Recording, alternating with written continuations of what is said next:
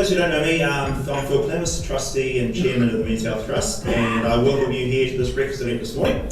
We run this event annually, and it's all about recognising Men's Health Month. So why is it important for us to recognise men's health? Well, by the end of today, 8 men will have died from preventable causes. 3,000 men a year die because of preventable causes. And that's a really sobering statistic, but it's a fact. So today we're going to be inspired, I'm sure, by our speakers, and that's really what this breakfast event is all about. Bring us together into this room and giving us a moment to think, and then hopefully be inspired by some of the stories that we'll hear from Steve and from Simon, and also from Flinny, as to how they try and balance their life and make best of what we have. Ladies and gentlemen, thank you for coming to today's breakfast. The Men's Health Breakfast is about, the Trust stands for being better, or what facilitates better communication, education, passing on knowledge, and encouraging us to talk amongst each other as blokes. What is this body designed to, or how is this body designed to run most efficiently? It's not by eating packaged, processed food, is it? So as an athlete, I was really focused on eating wholesome food. I mean, this is not rocket science, this is really basic, and we all know it. I know we're designed to eat stuff fresh off the tree, fresh out of the garden, or freshly shot or caught or whatever if we're into eating meat. So essentially, to put it in a nutshell, through my childhood, I developed a belief that I wasn't lovable. I wasn't good enough, no one loved me enough.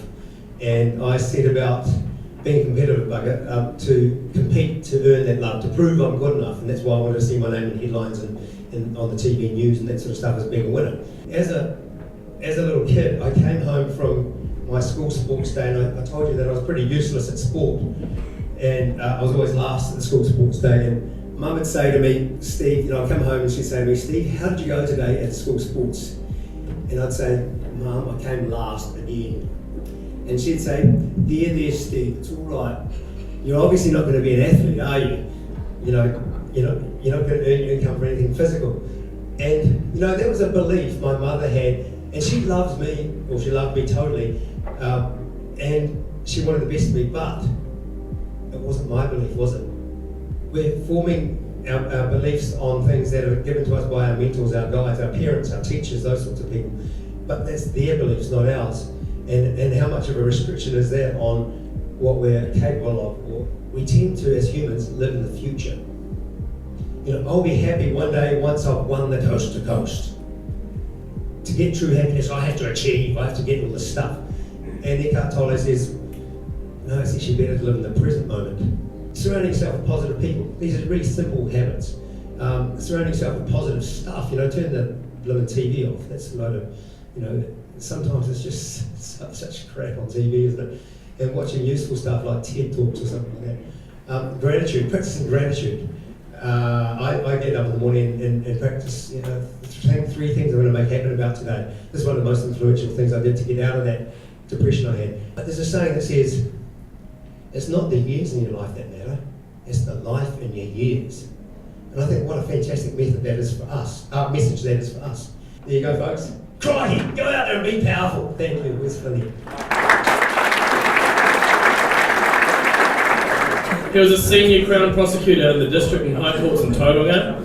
And now, obviously, he has a very high-profile, high-pressure career in politics and all the demands that come along with that. And this is going to be an interesting chat because when you're a person, a man in New Zealand, you've got a very demanding job and you've got a big family and you've got all this stuff to juggle, you get to travel around the country. How does he handle this? So please welcome to the stage Mr. Simon Bridges.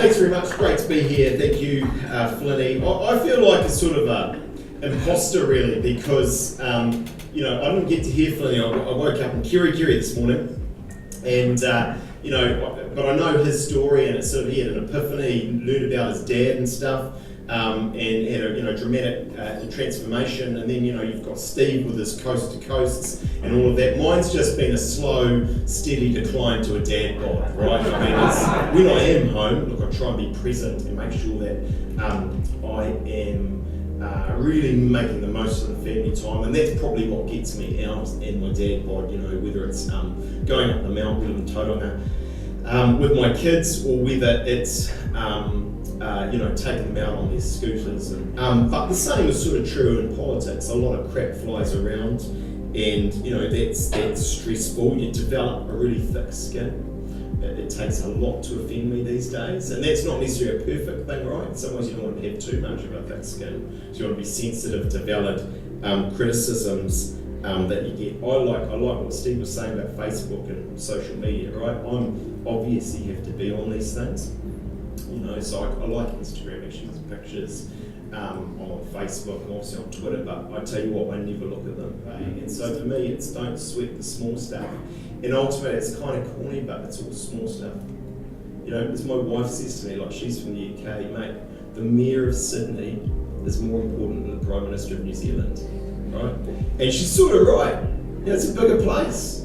Just keep it all in perspective, eh? You sort of think, like, in politics, there's this macho thing that you have to kind of, you get tough guy or girl, and you get 4 hours a night sleep. And, actually Key, I think, John Key, the guy's done a kiss the devil or something, he's done some pact with the devil, he sleeps like 4 or 5 hours a night, and he's fine, and he's great. And Margaret Thatcher supposedly used to do like 4 hours. Man, I need 7 or 8 hours, just do, right? And it's really important to me, because otherwise I come along to things like this and I say dumbass things, and I probably do that anyway, but I don't need any help, right? I feel like when you think about health, and we've talked about mental health, I reckon time management is important. You can waste a lot of time on dumb stuff that actually just stresses you out and makes you, and so I reckon that's for busy people, and probably you, if you're in this room and you come in town, you're a busy person, you're doing stuff. So I don't waste time. I just think if I'm wasting time on dumb stuff, that's time I don't have with my family, time I don't have relaxing, it's time I don't have sleeping. Don't stress it. Like, don't be hard on yourself. I'm not hard on myself. You'll be very forgiving, and I like what Steve was saying. Step back, kind of say, yeah, it's not going to beat myself up today because yesterday it was 6 beers, not 2. But what can I learn from that? How can I sort of do it better and be mindful about it? Thanks very much for having me. Great to be here.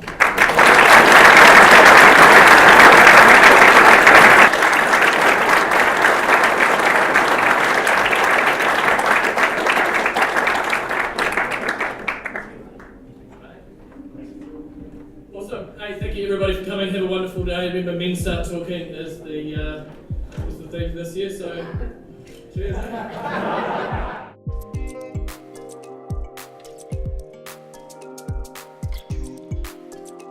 Hey Simon, can you tell us the key messages that you took away from this morning's breakfast for you? I think, be mindful about it when you think about health. I think for a lot of men, we perhaps just sort of roll through life and we're not thinking about these things, but, just a bit of thought about it and where you're at, every now and again, just being mindful, as I say, is good. Not being too hard on yourself, don't stress the small stuff, it's kind of all small stuff. What are some of the biggest health challenges faced by particularly Māori and Pacific Islands men? I think the biggest challenges for Māori and Pacific is obesity and diabetes. I think those are some of the big challenges. I think, and that's obviously caused by bad food choices and not having good education in and around nutrition and lack of exercise. So I think those ones. Obesity, diabetes, high blood pressure, high cholesterol is some of the big health challenges for Pacific and Māori.